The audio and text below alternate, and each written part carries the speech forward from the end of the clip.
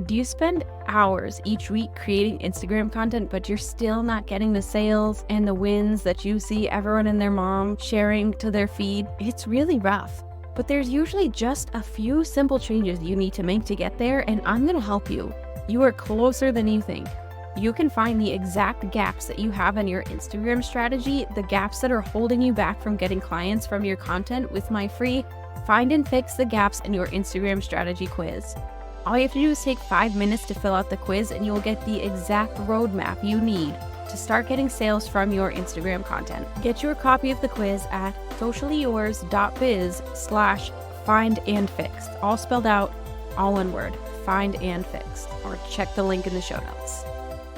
Hey, welcome back to another episode of Mompreneur Mastery. Today I am super stoked because I'm going to share a conversation that I had with Amber Hansel.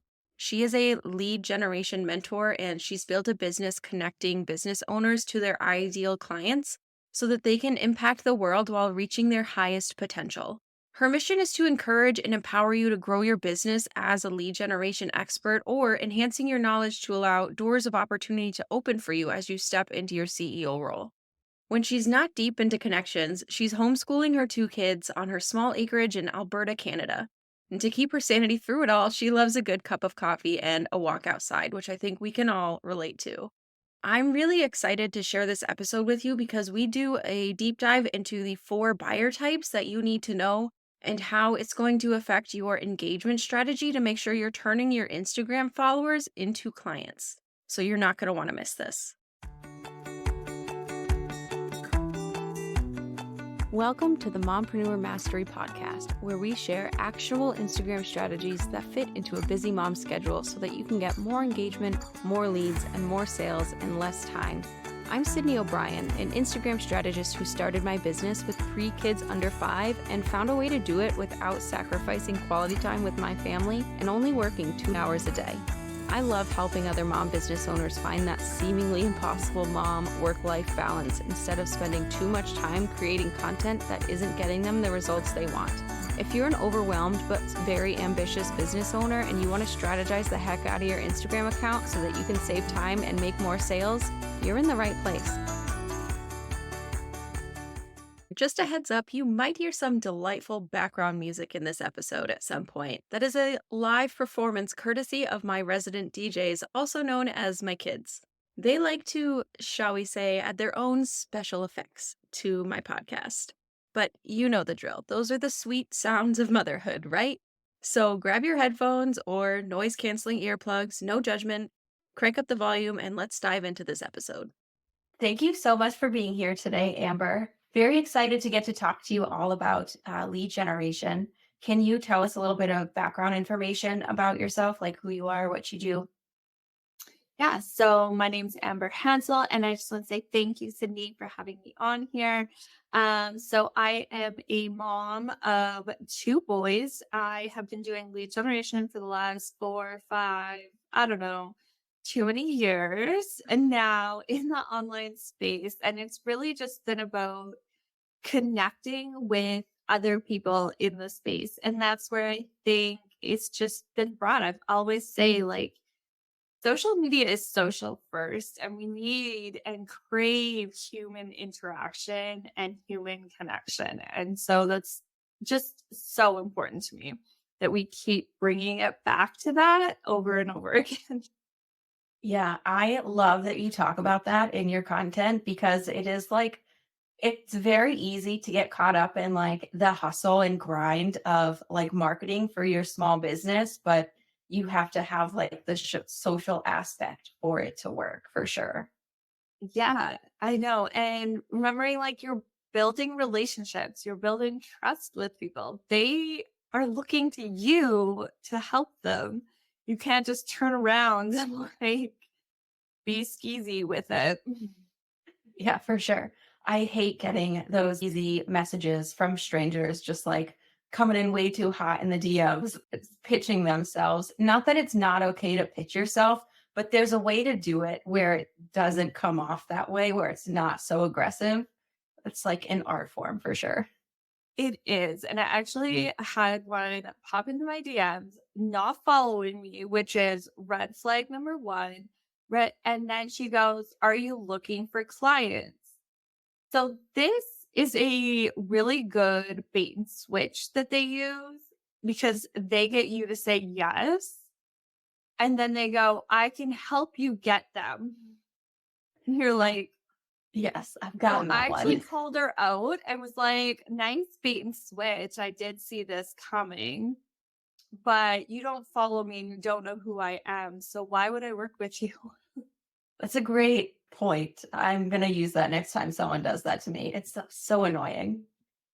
It is. And the fact that people still do this baffles me because there's so many people out there saying, "Stop doing this." But Yeah, yet they're still doing it. and I can't imagine it works that well. Like, are they really getting clients from this and they still do it? Yeah. Like, I don't know. There has to be some sort of ROI that happens in order for them to Mm. keep doing it. Yeah, interesting. And I know that before you got specific into like lead generation, you are a general social media manager. What made you want to switch? It was really, I didn't want to create the graphics and the captions anymore. And the part I was doing engagement within my social media packages to begin with. And that was the part that I really enjoyed. And I liked finding new people to add into the audience and starting conversations. And so the aha moment was like when someone asked me, "Why don't you just do that?" And I was like, "I can just do that." Yeah. I don't have to do all the rest.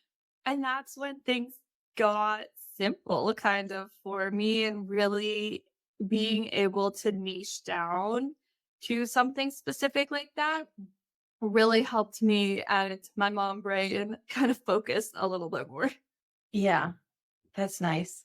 That is just like such a great part of social media management. I tend to more like the creating content, but there is something like really nice about the actual connections you make with people too. Yeah. Yeah. Yeah. It's amazing to just know that we can connect with anybody in the world. It's kind of like this weird phenomenon. It's like we can do that. Personally, we move around a lot because my husband's in the military. So like being able to connect with people who like kind of get the struggle of that and also keep in touch with people that I've met in other states is very nice. So Yeah.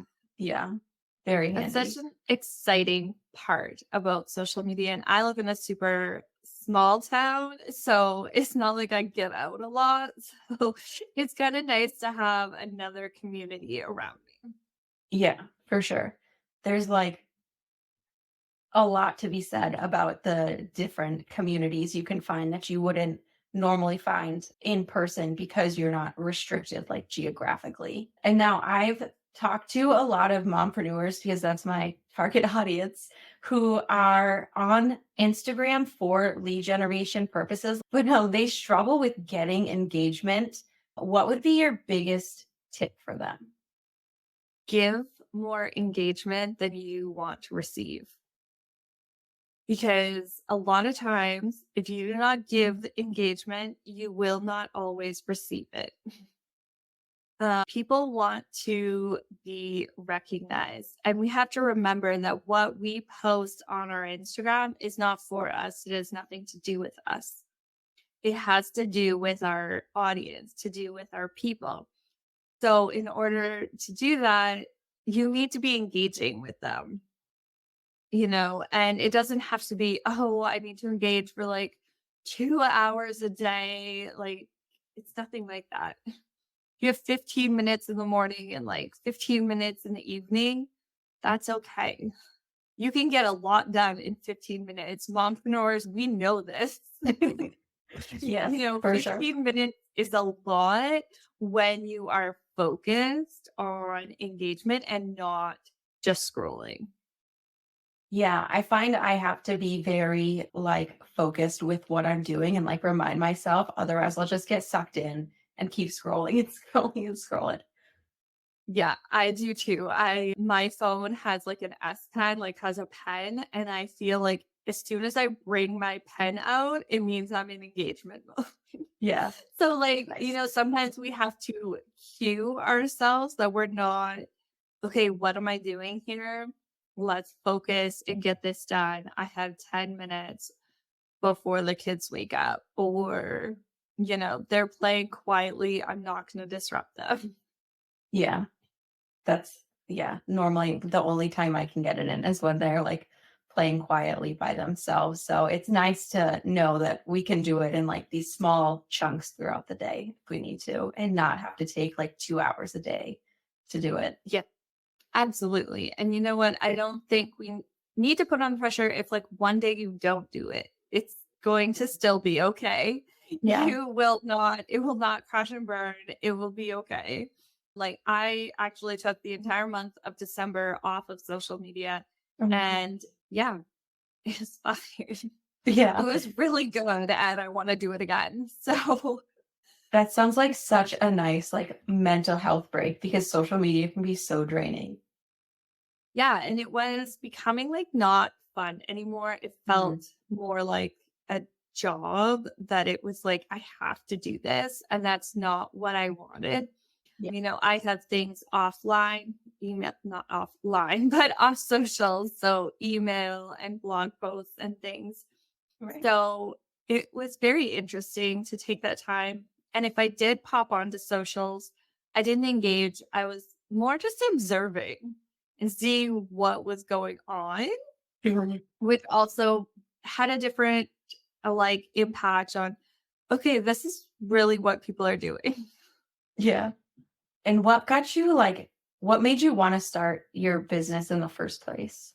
We had just moved into a new house. I had no job. I was pregnant with my second. And therefore, I knew that all of my administration skills could be used in the online space. And I fell in love with social media, as we all do. And so I just took it from there. And it's just been evolving and continuing to evolve, and I don't think it'll ever stop evolving as to what I want to do in this space, as this Mm. space also evolves. Right. Yeah, that's a really interesting point because it is like just constantly changing and new strategies and tactics popping up all the time. How long would you say you have to kind of talk with someone and engage with them before you're able to convert them from follower to lead for your business? Yeah. And I like this question, but there is no right answer to this question because every person has their own story. And it really goes because each person buys differently.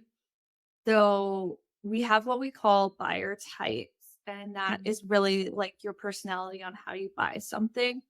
So maybe you know right away exactly what you want, and you just go in. You're going to have people that are just in your DMs going, send me the info, send me the link. I'm in, done.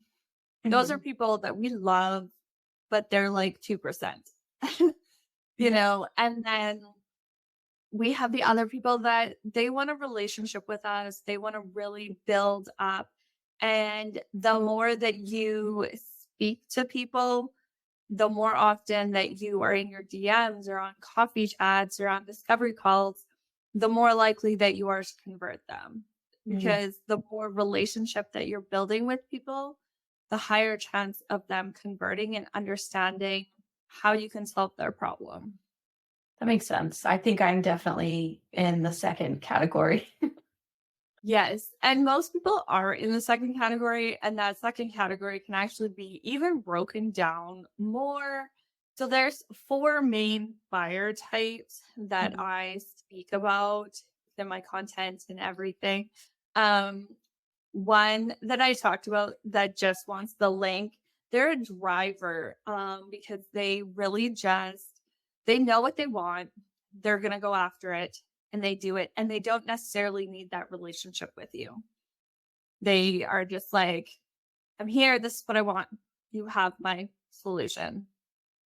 And they're very outgoing. They can be intimidating to some of those of us that are like, oh my gosh, what? You people do this?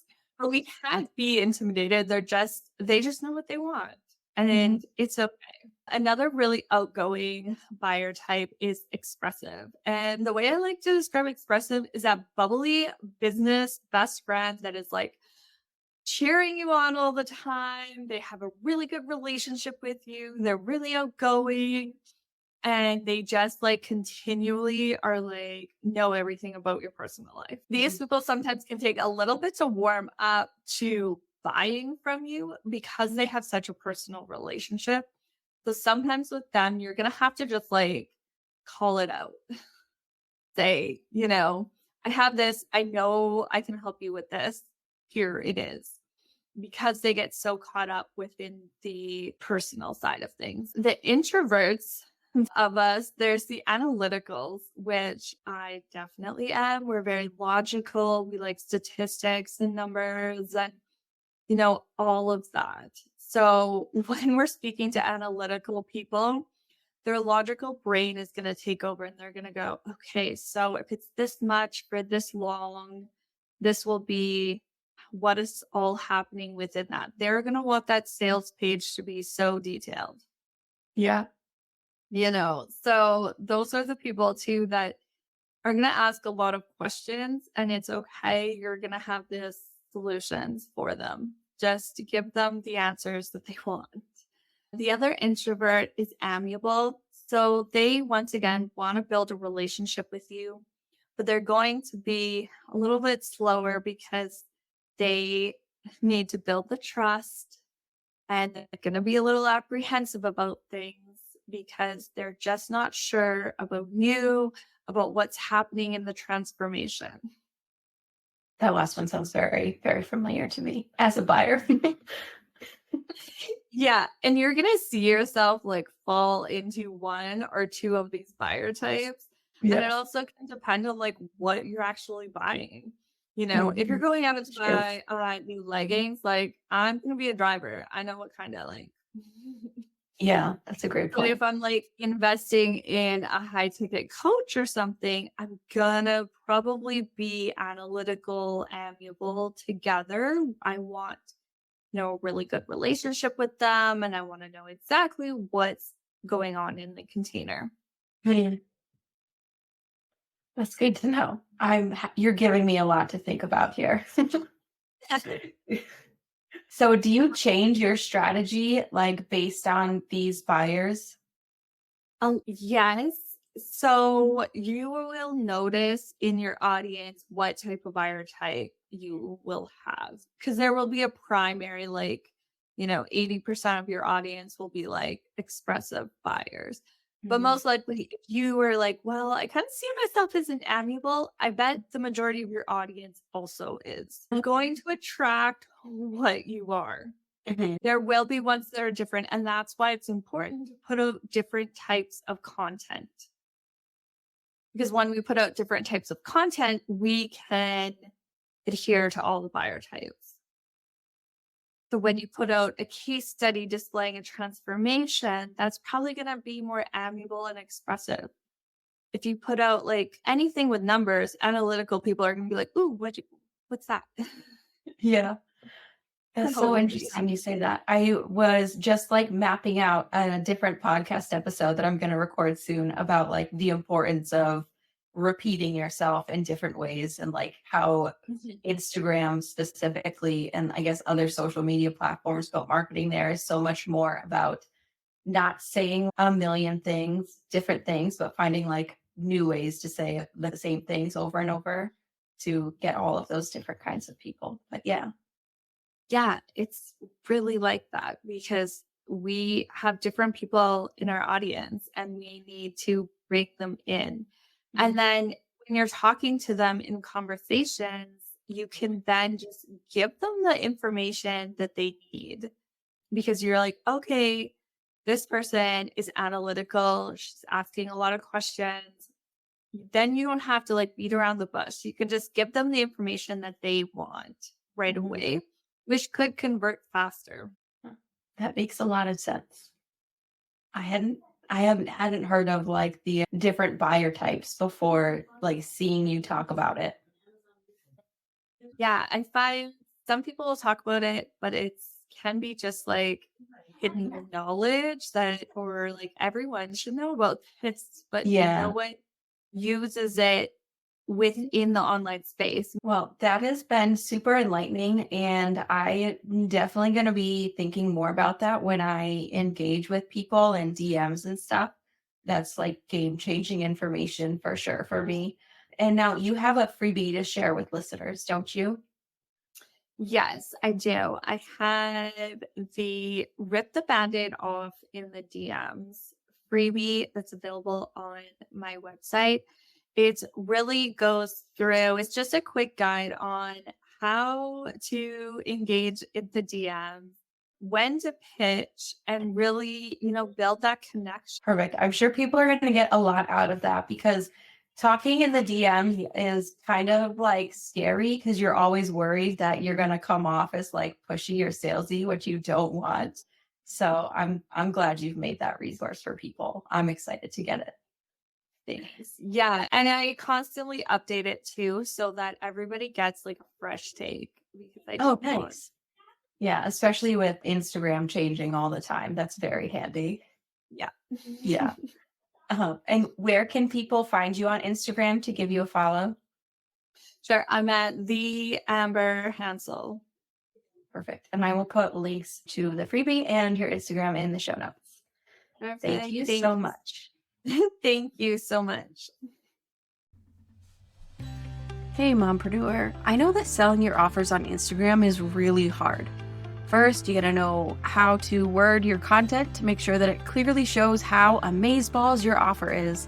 And then you also have to know how to craft the content to make sure it appeases the algorithm gods so it actually gets seen by the people most likely to buy it. My goal is to help moms help their families through their online businesses. That is why I made Carousels That Sell. Carousels That Sell is a collection of 7 Instagram carousels and captions that have made me over $20,000. So I turn them into plug and play templates so that you can get the same results. Carousels That Sell is super easy to use, so you can easily create and schedule the content and will help sell your offers for you while you're off playing with your kids. Grab the templates that have made me over $20K for only $27 at socialyours.biz/carousels-that-sell so you can grow your business bank account faster than your kid outgrows their clothes.